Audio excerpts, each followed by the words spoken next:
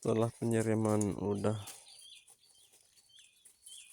merata, lalu taburkan bibit cabenya merata, biar besok pas kita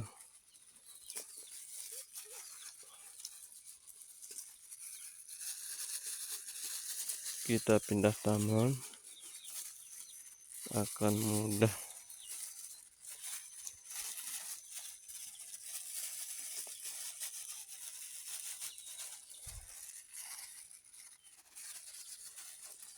Oke.